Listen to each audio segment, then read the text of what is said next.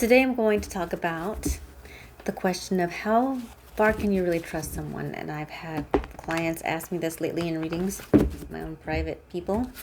And so we're going to ask that of Spirit. Spirit, how do we know how to trust someone? How far and how far should we let things go to where we're like, they're untrustworthy? Maybe let's just get this basic thing, okay? So we have this Empress card in reverse. If it feels bad, which is pretty general because we are taught to go past our emotions of giving people the benefit of the doubt and also of being comfortable with not feeling good. We do that with our health too because of a lot of reasons, right? But that's not about this. Health and wellness are a part of that too, though, I think is what they're saying. And if it doesn't feel good, there's no future, right? This is about the future. What future do you see with them, really, realistically? That means that person's not trustworthy. So Spirit's saying, which is an interesting view on that. And then we have the Two of Wands in reverse. It goes nowhere. Loops around. What direction is it going in? And that's kind of probably something you've been very tired of asking people, where do you see this going? And they just look at you like, why do I have to have an answer? Why can't you just live in the now?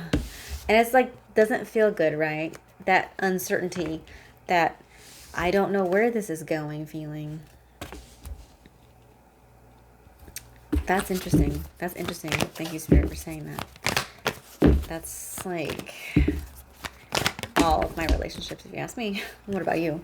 And then we've got Ace of Pentacles. How much are you giving? How much are you investing? And if you are still getting this, it's going nowhere, that's an untrustworthy person. Okay? That's what Spirit says. The other thing is High Priestess in reverse.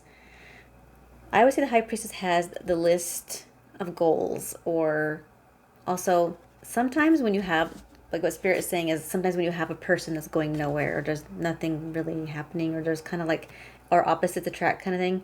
Sometimes that can be like saying you don't really have a soul contract with them. So why are you letting it affect your world? Because upright, this is always how, this is why I like this particular card deck, is because she's got the list, the soul contract, and the list of things that affect your world. But there's no reason for it.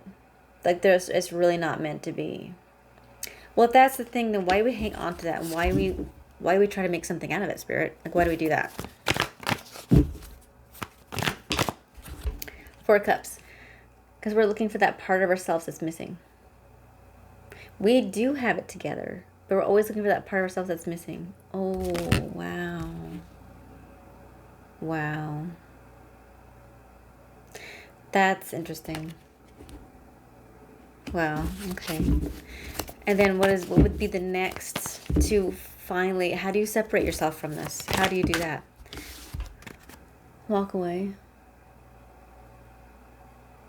Yeah, but why is it so hard to walk away? Why is it so hard to walk away?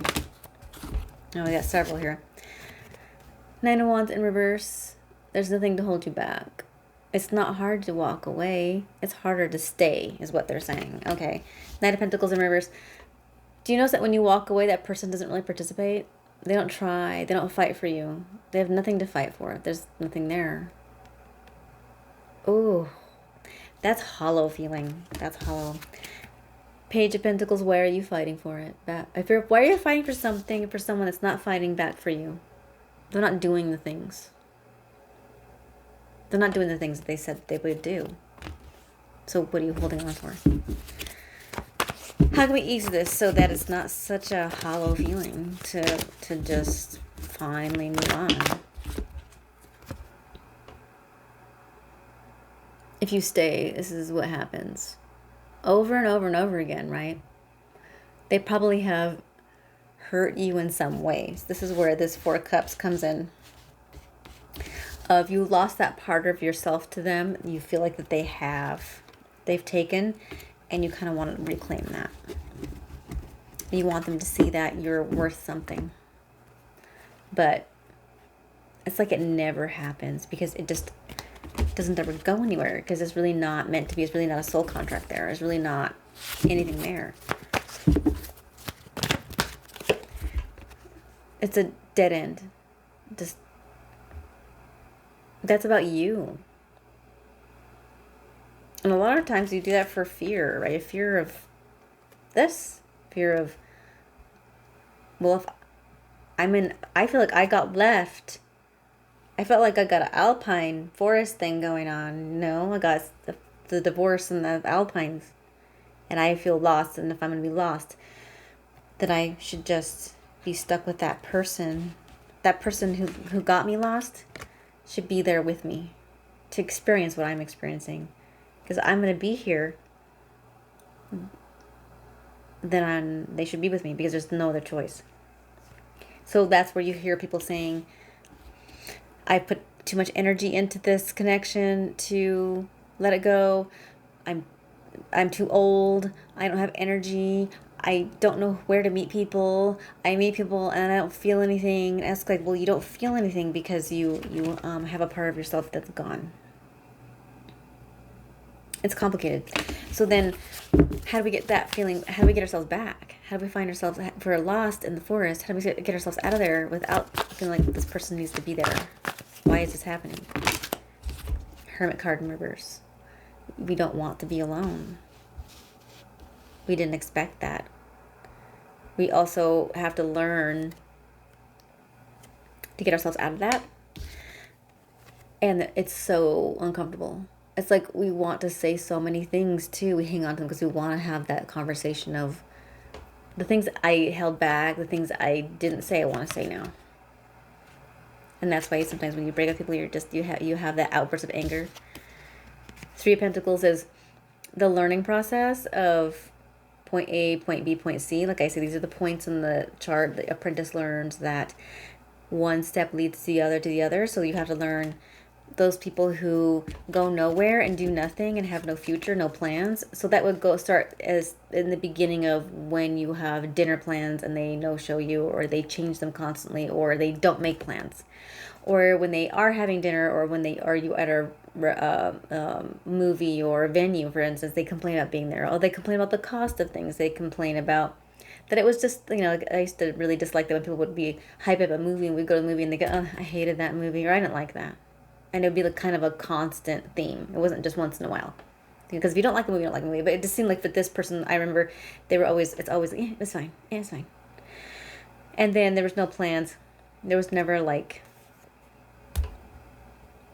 plans of a future, as in the kind of dog we're going to get, as in moving in together, as in making plans for like meeting family. Of course, they do that and then they step back, so you have to watch out for that one. That one's a tricky one because they don't really care about the family.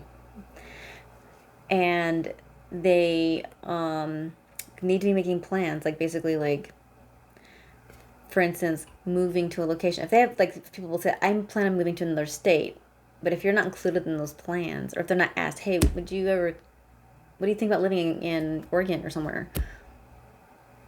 That's where I'd like to go. Would you ever think about living in a different state in the future? But if they're like saying, oh, I'm going to be moving there in a few years, and that's minus you, like they're making their own life plans on their own, like saying, oh, and I'm going to go buy this car. Like, you're not included in the plans. They do their own thing. Then that's an untrustworthy relationship, because you're putting a lot on the line and expecting things. And if they never do the things, if they didn't do things back in the day, then they're not going to do them now. So basically you kind of match the energy. You don't give much in, and because that way you're not going to get anything back anyway. So that's what Spirit's consultation is on that, and that's the process of how it goes, and that's kind of like the process of how you learn, and that's the process of how you don't do it again. Because they can ask a lot of you, but it doesn't mean you have to give it. So you need to do the asking too. You need to learn to receive. That's about, I'm going to accept you doing things for me first, not the other way around. Because if you're the giver and then you give and expect in return, they don't do that, the agreement was never there for them to give to begin with. And that's nothing Spirit wants you to notice, okay? And so that's how that works. If you have any questions about this, you want me to ask, feel free to leave comments.